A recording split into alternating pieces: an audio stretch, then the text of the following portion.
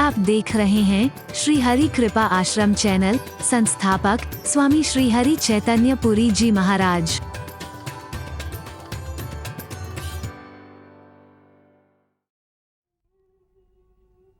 हरि बोल, हरि बोल, हरि बोल, हरि बोल।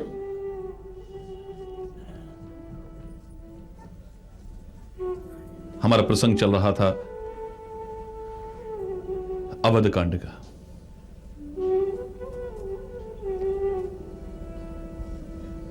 परमात्मा की कृपा से अनंत भाव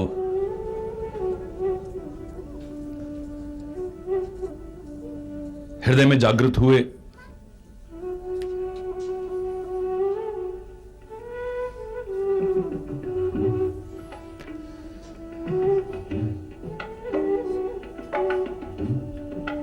अवध कांड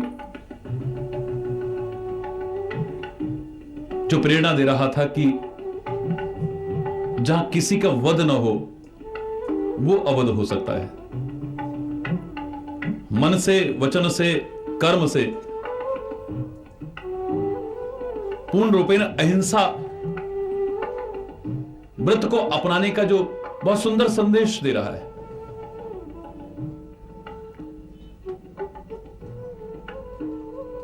आज के समय में और भी प्रासंगिक नाम, जहां इतना रक्तपात हो रहा है विभिन्न आधारों पर, हिंसा का नंगा तांडव मचा हुआ है, जहां मेरे श्री राम को और मेरी अवध को वही समझा है जिसने पूरी तरह से हिंसा का परित्याग कर दिया है, वरना समझने की कोशिश नहीं की। इस अवध कांड में अनंत शिक्षाएं, अनंत प्रेरणाएं, अनंत संदेश हमारे सामने आ रहे हैं।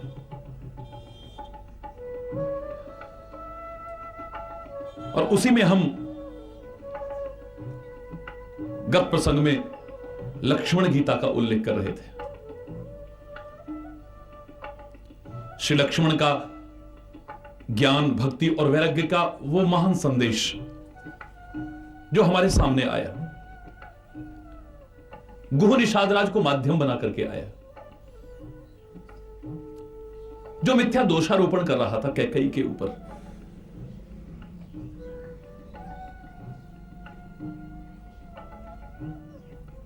जो मिथ्या दोषारोपण कर रहा था अवध नरेश महाराजा दशरथ के ऊपर।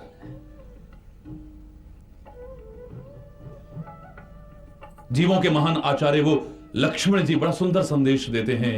हे निषादराज भैया, को न काहू सुख दुख कर दाता।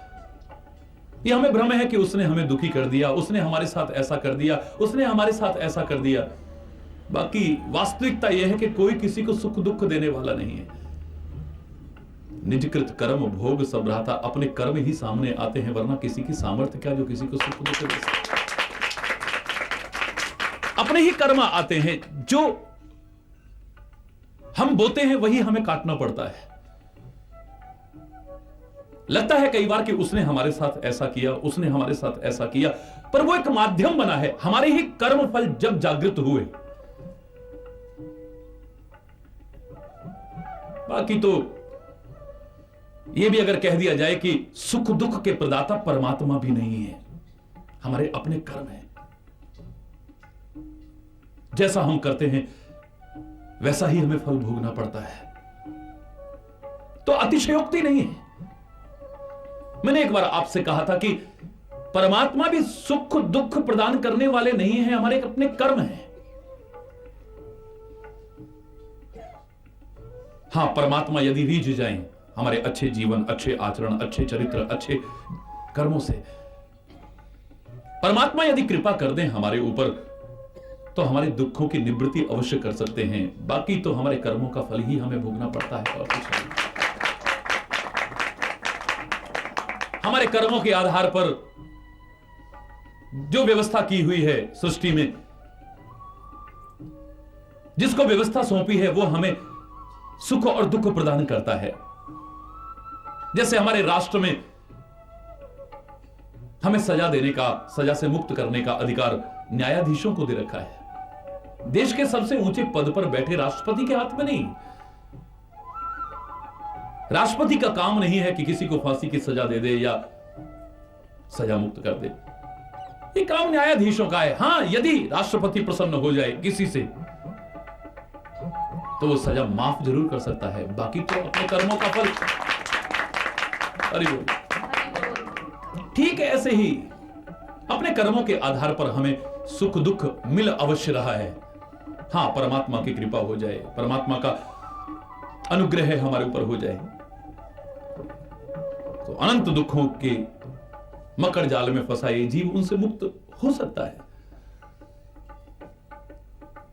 तो कर्म का बड़ा सुंदर संदेश विस्तार से आपने सुना है, एक एक पहलू पर विचार करते हुए।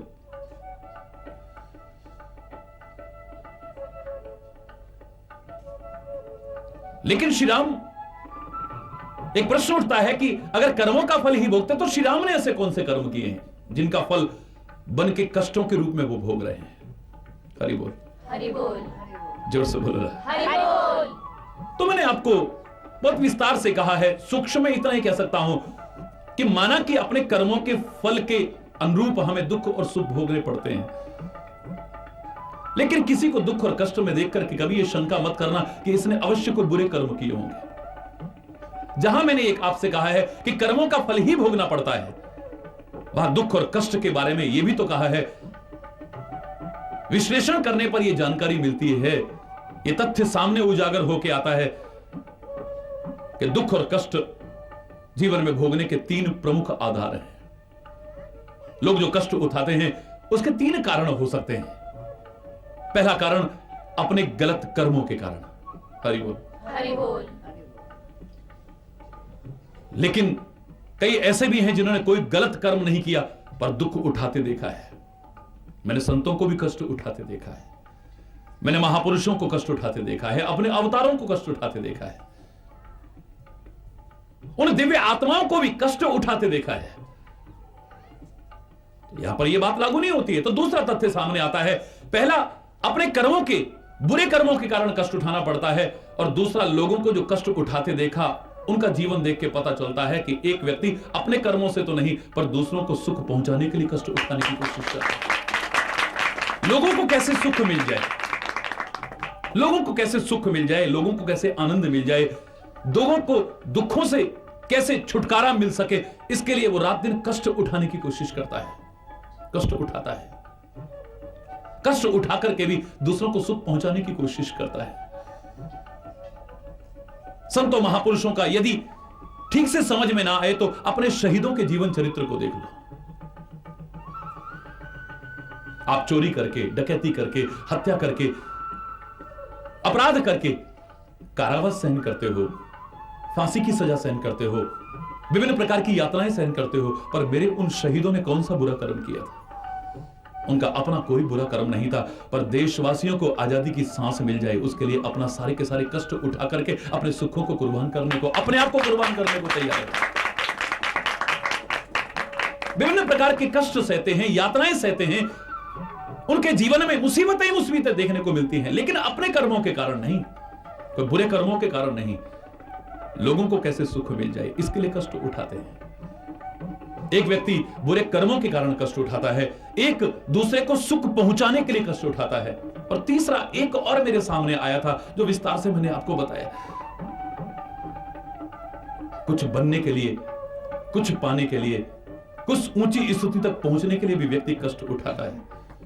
बच्चों से हम कहते हैं ना, बेटा आज कष्ट उठा लोगे तो कल को आराम करोगे, और अभी मौज मस्ती करोगे तो कल को, हरि बोल, जोर से बोलो ना, हरि बोल। यह आवश्यक नहीं कि बुरे कर्मों के कारण ही कष्ट उठाए, बुरे कर्मों का फल कष्ट मिलेगा, लेकिन किसी को कष्टों में देख करके निर्णय करना कि इसने जरूर कोई बुरे कर्म करे होंगे, यह हमारी मूर्खता होगी। 3 कारण हो सकते हैं लोगों को कष्ट में देखने के, बुरे कर्मों के कारण, दूसरे को सुख पहुंचाने के लिए, और तीसरा कुछ पाने के लिए, कुछ बनने के लिए। जिसे एक शायर ने कहा था, मिटा दे अपनी हस्ती को अगर कुछ मर्तबा चाहे कि दाना खाक में मिलकर गुलो गुलजार होता है। ये नहीं होता। कष्ट उठा करके ही व्यक्ति कहीं पहुंचता है, कुछ पाता है, कुछ बन पाता है। मिट्टी को कितना रोंदा जाता है जब उसका कोई अच्छा सा आकार बनाना हो तो। डंडे से पीटा भी जाता है जब उसका सुंदर सा आकार बनाना हो। देखो उस मिट्टी के साथ क्या होता है। लोहे को बड़ा सुंदर आकार देना हो तो भट्टी में झोंका जाता है। सोने का बड़ा सुंदर आभूषण बनाना हो तो उसे आग से तपाया जाता है। उसे साफ करना हो तपाया जाता है उसे। कुछ पाने के लिए, कुछ बनने के लिए, कहीं पहुंचने के लिए भी कष्ट उठाना पड़ता है। दाना अगर सजा करके रखा जाता, ना वो सौंदर्य आना था और ना जीवन प्रदायिनी शक्ति आनी थी। लेकिन जब मिट्टी में मिलाया गया वो दाना, वो बीज गल गया, मिट्टी में मिलकर के मिट्टी हो गया है।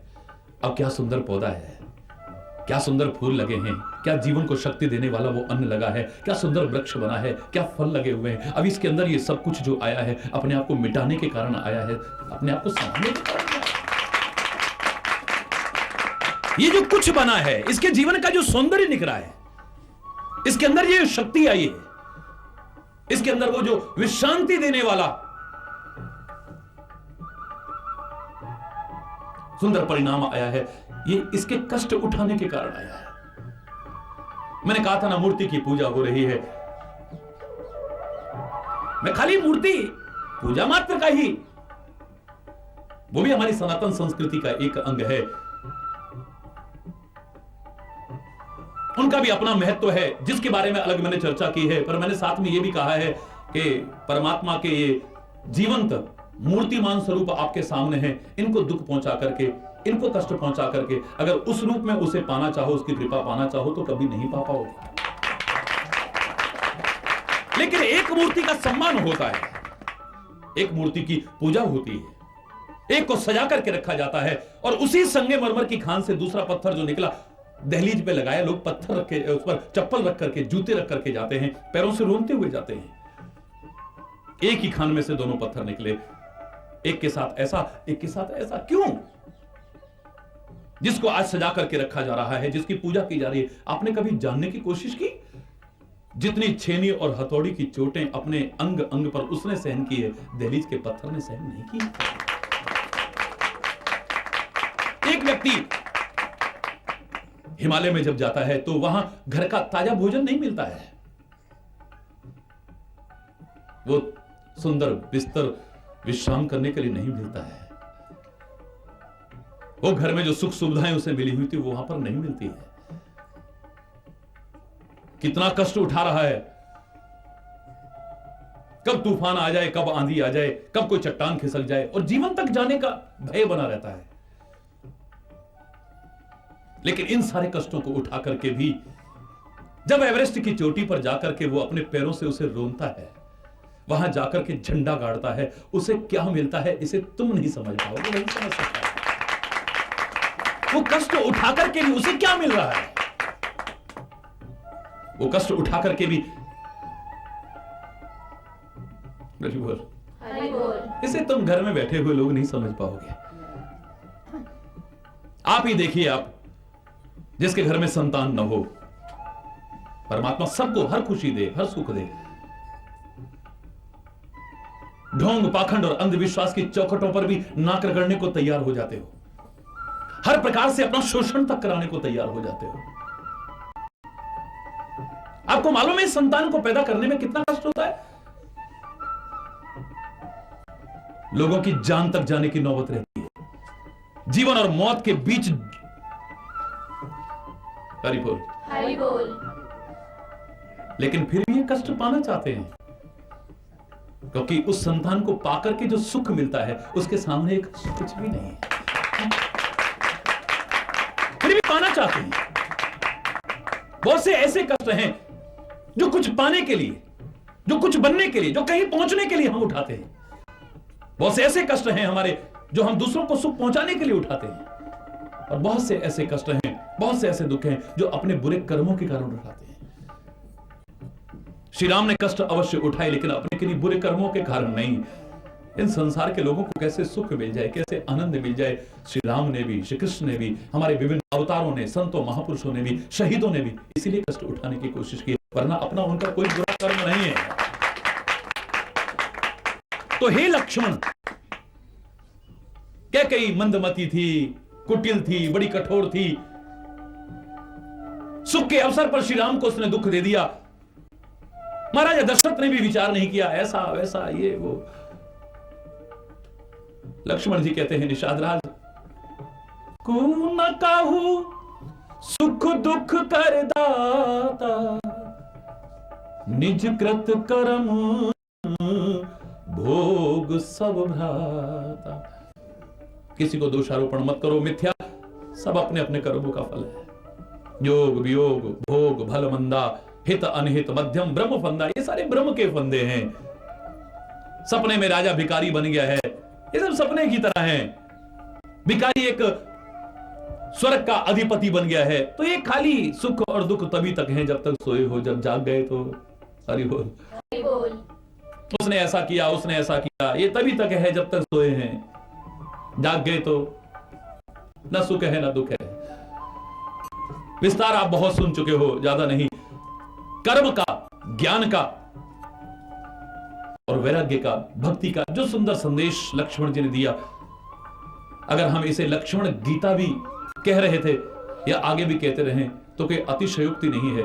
और मैं तो दावे से कह रहा हूं, श्री कृष्ण गीता का अपना महत्व है, पर यह गीता भी उससे कम करके कभी आंकने की कोशिश मत कीजिए जो इतने दिन में आपने सुनी। और जो सुना है इसे समझने की कोशिश कीजिएगा। इसका भी परिणाम वही हुआ है जो श्री कृष्ण के सुनाने पर अर्जुन के सामने आया था, जो मोह रात्रि में सो चुका था। कृष्ण के इस संदेश को सुनकर के भी उसने यही कहा था, नष्टो मोह स्मृति लब्ध्वा। कैकेयी मंदमती थी, कुटिल थी, बड़ी कठोर थी। सुख के अवसर पर श्री राम को उसने दुख दे दिया। महाराजा दशरथ ने भी विचार नहीं किया, ऐसा वैसा ये वो। लक्ष्मण जी कहते हैं, निषाद राज को न काहू सुख दुख कर दाता, निज कृत कर्म भोग सब भ्राता। किसी को दोषारोपण मत करो, मिथ्या, सब अपने अपने कर्मों का फल है। योग वियोग भोग भल मंदा, हित अनहित मध्यम ब्रह्म फंदा, ये सारे ब्रह्म के फंदे हैं। सपने में राजा भिखारी बन गया है, ये सब सपने की तरह हैं। भिखारी एक स्वर्ग का अधिपति बन गया है, तो ये खाली सुख और दुख तभी तक हैं जब तक सोए हो, जब जाग गए तो हरि बोल। हरि बोल। उसने ऐसा किया, उसने ऐसा किया, ये तभी तक है जब तक सोए हैं। जाग गए तो न सुख है न दुख है। विस्तार आप बहुत सुन चुके हो, ज्यादा नहीं। कर्म का, ज्ञान का और वैराग्य का, भक्ति का जो सुंदर संदेश लक्ष्मण जी ने दिया, अगर हम इसे लक्ष्मण गीता भी कह रहे थे या आगे भी कहते रहे तो कोई अतिशयोक्ति नहीं है। और मैं तो दावे से कह रहा हूं, श्री कृष्ण गीता का अपना महत्व है, पर यह गीता भी उससे कम करके कभी आंकने की कोशिश मत कीजिए जो इतने दिन में आपने सुनी। और जो सुना है इसे समझने की कोशिश कीजिएगा। इसका भी परिणाम वही हुआ है जो श्री कृष्ण के सुनाने पर अर्जुन के सामने आया था, जो मोह रात्रि में सो चुका था। कृष्ण के इस संदेश को सुनकर के भी उसने यही कहा था, नष्टो मोह स्मृति लब्ध्वा। मेरा मोह नष्ट हो चुका है, मेरी स्मृति जागृत हो चुकी है, अब मैं जाग चुका हूं। श्री लक्ष्मण के इस दिव्य संदेश को सुनकर के भी, इस लक्ष्मण गीता को सुनकर के भी गुह निषाद राज के साथ भी वही हुआ है। लक्ष्मण ने तो कहा ही था, सखा समुझे अस परिहरि मोहु, अस परिहरि मोहु, सिय रघुवीर सिय रघुवीर चरण रत हो। चरण रत हो। हे सखा, ये समझ करके अब तुम अपने मोह का परित्याग कर दो, अपने अज्ञान का परित्याग कर दो, अपने भ्रम का परित्याग कर दो। और आपका मोह दूर हो चुका है, आपका भ्रम दूर हो चुका है। इसका एक ही परिणाम सामने आना चाहिए कि श्री रघुवीर चरण रत हो। परमात्मा के चरणों में अनुरक्ति पैदा हो जाए आपके मन। जब तक मोह था तब तक तो अनुराग पैदा नहीं हो सकता है।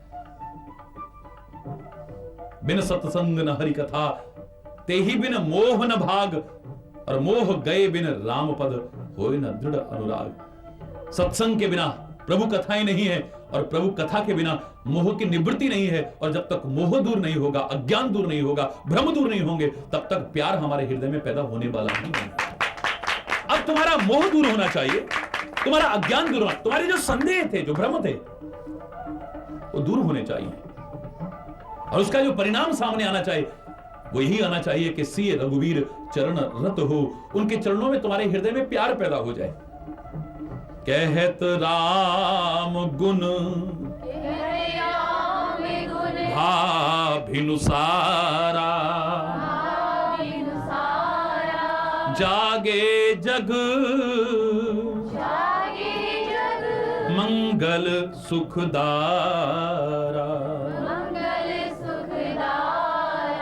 जागे जग मंगल सुखदारा।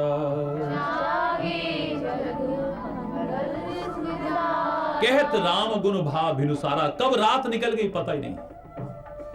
और मैं दावे से कह रहा हूं, परमात्मा का स्मरण करते हुए, अपना कर्म करते हुए, दुखों की भी काली अंधियारी रात कब निकल जाएगी आपको पता भी नहीं चलेगा। परमात्मा का सच्चे हृदय से स्मरण तो करो तुम, कब निकल जाएगी पता भी नहीं है। अगर आई है दुख की वो अंधियारी रात तुम्हारे जीवन में, तुम जैसे निषाद के साथ में कब भिनुसार यानी प्रातःकाल हो गई पता ही नहीं चल रहा है, वो रात कब निकल गई कोई पता ही नहीं है। उसका नाम भी क्या है? गुह निषाद राज। गुह अंधकार का परिचायक है, इसी से गुफा शब्द बना है, गुहा शब्द बना है। जो अज्ञान था वो दूर हो गया है, जो भ्रम था वो दूर हो गया है, जो अंधकार था जीवन में वो दूर हो गया है। वो संदेश ही क्या, जिसे सुनने के बाद हमारा संदेह दूर ना हो जाए, हमारा भ्रम दूर ना हो जाए, हमारा अज्ञान दूर ना हो जाए, हमारी शंकाएं दूर ना हो जाए, जो अंदर से हमें झकझोर ना दे, मैं तो उसे प्रवचन या संदेश और उपदेश भी हरगिज मानने को तैयार नहीं। जो झकझोर सोचने पर हमें मजबूर ना कर दे, जो हमें सोचने पर विवश ना कर दे कि वास्तव में हम जीवन कहां जी रहे हैं, किन संदेहों में जी रहे हैं, किन भ्रमों में जी रहे हैं हम लोग। ऐसे ही ये जीवन की अज्ञान रूपी रात्रि हमारे जीवन की ही रात्रि ना बन जाए कभी। समय रहते अगर जाग गए तो मैं तो कह रहा हूं फिर संसार का कुछ ऐसा नहीं जो आप पा ना सको। सरल शब्दों में आप भी कहते हैं, जो जागत है सो पावत है, जो सोवत है सो खोवत है। इस रात में सोने पर तो पता नहीं आप बहुत कुछ खो सको न खो सको, लेकिन अज्ञान रूपी रात्रि में सोते हुए तो तुम सब कुछ खोते चले जा रहे हो। भ्रम रूपी रात्रि में सोते हुए सब कुछ खोते चले जा रहे हो। इसलिए हमारे वेदों ने पहला संदेश दिया था, तमसो मा ज्योतिर्गमय, इस अंधकार से प्रकाश की ओर आगे बढ़ो, अंधकार से प्रकाश की ओर आगे बढ़ो, अज्ञान से ज्ञान की ओर आगे बढ़ो। तमसो मा ज्योतिर्गमय का संदेश हमें दिया था, असतो मा सदगमय का संदेश हमें दिया था, मृत्युर्मा अमृतम गमय का संदेश हमें दिया था। तो बड़ा प्यारा सुंदर संदेश लक्ष्मण के श्रीमुख से गुह निषाद राज के अज्ञान संदेह भ्रम की निवृत्ति के लिए आपके सामने आया है। वजह तब है, अपना कर्म तो हम करते रहेंगे, लेकिन उस परम सत्ता के प्रति किसी भी रूप में, किसी भी प्रकार से हमारे मन में श्रद्धा पैदा हो जाए, हमारे मन में प्यार पैदा हो जाए, हमारी आस्था, हमारा विश्वास दृढ़ हो जाए। इस सुनने का और सुनाने का लाभ तभी है, वरना तो विशेष लाभ से वंचित रह जाएंगे हम।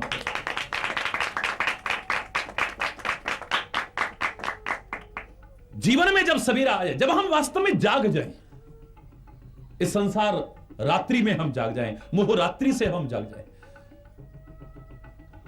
महापुरुषों का संदेश इसीलिए सामने आता है कि हम मोह रात्रि में सोए जीव जग सके।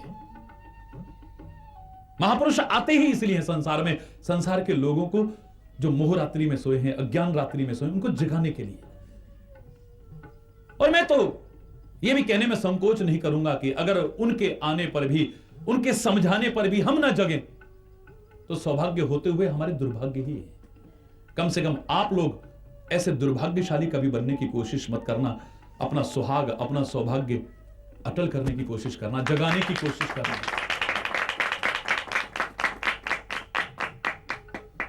कहत राम गुण भाभिनुसारा, जागे जग मंगल सुखदारा। प्रातःकाल हो गई है, श्री राम जाग गए हैं, और श्री राम सो ही कब हैं जो जागेंगे। हरि बोल, हरि बोल। जग का मंगल करने वाले, सुख देने वाले श्री राम जाग गए। मैं तो यहां पर यही अर्थ करूंगा कि जीव जब तू जागता है तो तेरे लिए परमात्मा भी, तेरी किस्मत भी, तेरा सौभाग्य भी, सब कुछ जग जाता है। तेरे जागते ही सब कुछ जग जाता है। तेरे जागने की वो महिमा है जो लाख कोशिश करके तू न कर पाए, वो जागते ही तेरे को मिल जाता है, जिसे जागना कहा जाता है। आंख खोल करके बिस्तर से उठ गए, खाली इतने को नहीं, इसका भी अपना महत्व है, इसमें भी सोते मत रहिए। लेकिन जिसे वास्तव में जगना कहा जाए, उस जागृति की महिमा कम नहीं हो सकती है। फिर ना पढ़े हो आपने वेद, ना पढ़े हो शास्त्र, ना पढ़े हो ग्रंथ, जिनका मिथ्या अभिमान करके कई बार वाद विवाद भी करने लग जाते हो।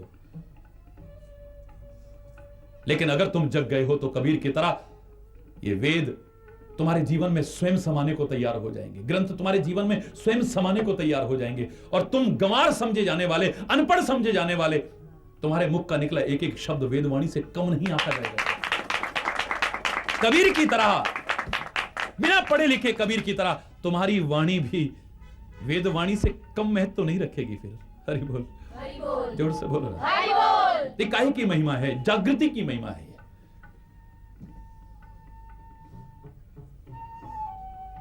प्रातःकाल हो गई है,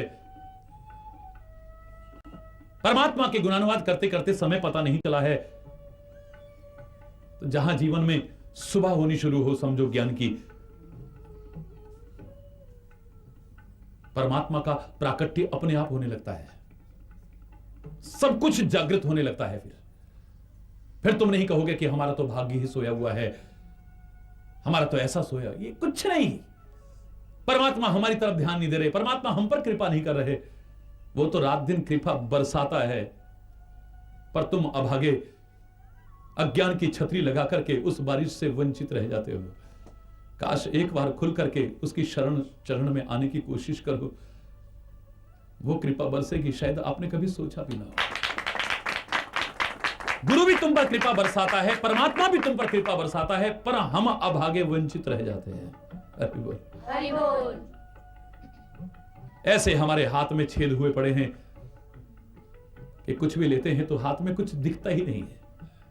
बड़े आराम से हमने भरा था कृपा का जल, लेकिन सारा खाली हो गया।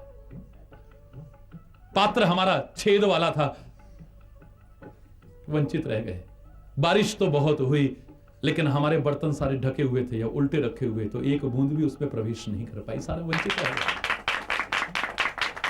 अपने बुद्धि के कपाट खोल करके रखो, अपने हृदय के कपाट द्वार, इसको खोलो तुम, गुरु का ज्ञान इसमें प्रवेश कर सके, परमात्मा की कृपाएं इसमें प्रवेश कर सके। इसके कपाट बंद मत रखो। हरि बोल, हरि बोल। श्री राम लौकिक मर्यादा है, मानव रूप में व्यवहार कर रहे हैं तो मर्यादा पुरुषोत्तम है। समय पर उठना, समय पर विश्राम करना, ये हमें सिखाने के लिए, वरना परमात्मा ही सो जाएगा तो बचेगा क्या। पर मैंने एक बार कहा था ना, हम ऐसे दुर्भाग्यशाली हैं, खुद तो अभी सोए हैं, अज्ञान रूपी रात्रि में सोए हैं, मोह रूपी रात्रि में सोए, और इस रात में भी सोए रहते हैं। खुद तो कभी जगते नहीं हैं, और प्रभु से कहते हैं जागो मोहन प्यारे जागो। प्रभु को जगाने की कोशिश करते हैं, गुरु को जगाने की कोशिश करते हैं। अरे मूर्ख, एक बार तू खुद जग जा, बाकी तो सब अपने आप जगा हुआ है तेरे सामने। लौकिक मर्यादा है प्रातःकाल उठना, प्रातःकाल उठ के रघुनाथा, प्रारंभ से ही इस मर्यादा का पालन किया है। माता पिता गुरु ना वही माथा, आज को पहली बात नहीं, लेकिन जीवन पर्यंत उसी मर्यादा को लोगों को सिखा रहे हैं। प्रातः होते ही श्री राम उठे और सकल शौच कर राम नहावा। हरि बोल, हरि बोल। जो स्वयं पवित्र हैं वो सारी पवित्रताओं को अपनाते हुए स्नान करते हैं। हरि बोल, हरि बोल। मर्यादा है। अब ये नहीं कि अब हम तो पवित्र हैं जी, हमें नहाने की क्या जरूरत है। हरि बोल, हरि बोल।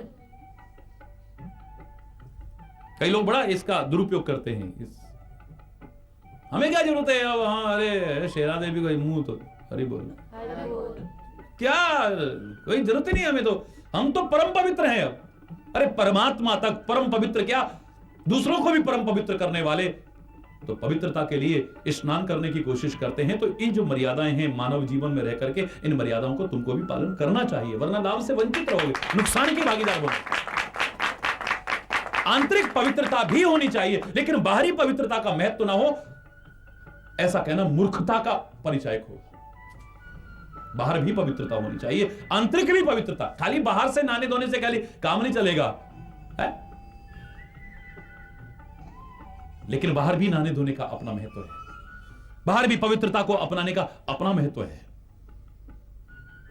लेकिन साथ साथ में अगर आंतरिक पवित्रता और हो जाए तो हरि बोल, हरि बोल, जोर से बोलो ना, हरि बोल, फिर आनंद ही कुछ और है। जिनका नाम ही स्वयं तो पवित्र क्या दूसरों को पवित्र करने वाला है, जिनके चरणों से ही निकला हुआ जल आज गंगा के रूप में सामने है और सारे संसार को पवित्र करने की सामर्थ्य रखता है, वो अगर इन मर्यादाओं का पालन करते हैं तो हमें प्रेरणा लेकर के उनका पालन करना चाहिए। उनको नहाने की कोई आवश्यकता नहीं है, लेकिन हमको सिखाने के लिए, उनको जप की कोई आवश्यकता नहीं है, लेकिन हमको सिखाने के लिए, उनको बड़ों के सामने झुकने की कोई आवश्यकता नहीं है, उनसे बड़ा कौन हो सकता है, लेकिन हमको सिखाने के लिए वो जो कुछ कर रहे हैं अगर हम भी उसे अपने जीवन में अपनाएं तो हमारा जीवन भी एक आदर्श बन सकता है और कल्याणप्रद बन सकता है। बाबा के कन्हैया की जय, वो लाठी वाले भैया की। मानव के रूप में है, इसलिए मानव की मर्यादाओं का पालन करके सिखा रहे हैं, उन्हें कोई आवश्यकता नहीं है, निश्चित है। पर समाज को जो सिखाना चाहो पहले स्वयं पालन करो। माता पिता बच्चों को सिखाना चाहे, मैंने हमेशा कहा शिक्षक विद्यार्थियों को सिखाना चाहे, गुरु शिष्य को सिखाना चाहे, संत समाज को सिखाना चाहे, जो भी किसी को सिखाना चाहता है, अगर अपने जीवन के आचरण में उतार करके फिर सिखाने की कोशिश न की तो उसके सिखाने का कोई परिणाम सामने आने वाला नहीं, कोई लाभ मिलने वाला नहीं है। जो तुम सिखाना चाहो पहले अपने आचरण में भी उसे उतारने की कोशिश करो। हरि बोल, हरि बोल, सकल सोच करी सकल सोच कर राम नहाय, राम नहाय, सुचि सुजान बट सुचि सुजान बट क्षीर मंगावा, हीर मगा। सकल शौच करी राम नहावा। विभिन्न प्रकार के जो शौच हमारे ग्रंथों में बताए हैं, विभिन्न प्रकार की जो पवित्रताएं हमारे ग्रंथों में बताई हैं, उस सारी पवित्रताओं को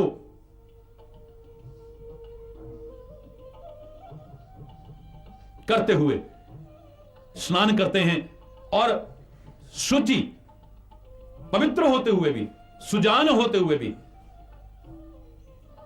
बट क्षीर मंगावा, बड़का दूध मंगाते हैं।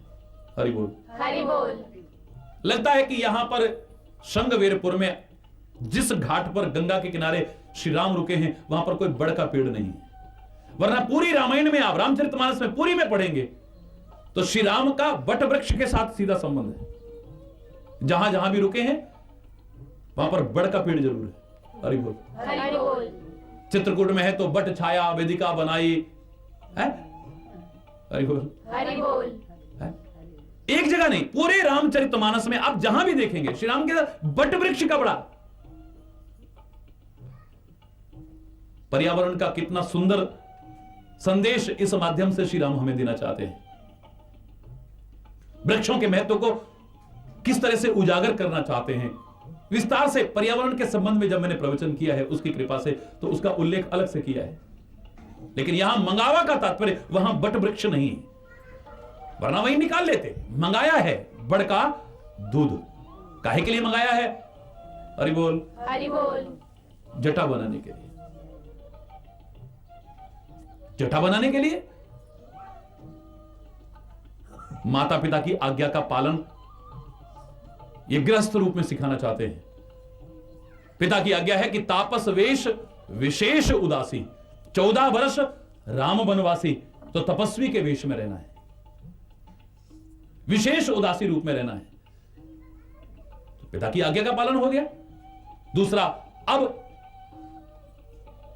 साधु के वेश में है, तपस्वी के वेश में है, तो तपस्वियों को कैसे रहना चाहिए? हरि बोल, हरि बोल, ये भी सिखा रहे हैं। पता लगा रोज ब्यूटी पार्लर में जाकर के, हरि बोल। हरि बोल। और मेरे तो भैया नेचुरल हैं। बहुत से लोग पूछते थे, बच्चे बोल महाराज जी पर्म कहां से कराते हैं? हरि बोल। हरि बोल। जो लोग जानते हैं उन्हें मालूम है 22 वर्ष तो, हरि बोल, हरि बोल। यहां कुछ लगाए हुए हो गए हैं, 22 वर्ष पूरे। ये हमें तपस्वियों के वेश में रहने के लिए बता रहे किस तरह से सादगी परिपूर्ण जीवन जीने की कोशिश करनी चाहिए। विभिन्न प्रकार के सौंदर्य प्रसाधनों का उपयोग, विभिन्न प्रकार की आवश्यकताओं को बढ़ाना, ये वेश की मर्यादा के खिलाफ है। कितना सुंदर संदेश दे रहे हैं। गृहस्थियों को भी संदेश दे दिया कि माता पिता की व अपने बड़ों की आज्ञा का पालन करो, और तपस्वियों को भी संदेश दे दिया कि तुम किस प्रकार से रहने की सादगी परिपूर्ण कोशिश करो। ये दिखावे में जितना रहोगे, विलासता परिपूर्ण जितना जीवन, उतना तपस्या से दूर होते चले जाओगे। तुम उसमें साधुता से दूर होते जाओगे, तपस्या से दूर होते चले जाओगे। बट छीर मंगावा, बट छीर मंगावा, अनुज सहित, अनुज सहित, सिर जटा बनाए। सिर जटा बनाए। अपने सिर पर जटाएं बनाई हैं और अपने हाथों से फिर लक्ष्मण के सिर पर जटाएं बनाई। और यहां बता रहे कि आप जिसके साथ हैं उस तरह से रहने की कोशिश करो। हरि बोल। हरि बोल। आप सत्संग में आ रहे हैं और विभिन्न प्रकार के मेकअप करके आ रहे हैं, विभिन्न प्रकार के भड़कीले वस्त्र पहन करके आ रहे हैं, विभिन्न प्रकार के सौंदर्य प्रसाधनों का इस्तेमाल करके आ रहे हैं, विभिन्न प्रकार के दिखावे करके आ रहे हैं, तो ये अनुचित है। मैं नहीं कह रहा कि जो इस प्रकार से आएंगे वो सत्संग से लाभ के वंचित ही रहेंगे हमेशा, मैं नहीं कह रहा, लेकिन एक मर्यादा है। आप जैसी जगह पर जा रहे हो आपको उसी प्रकार से जाना चाहिए।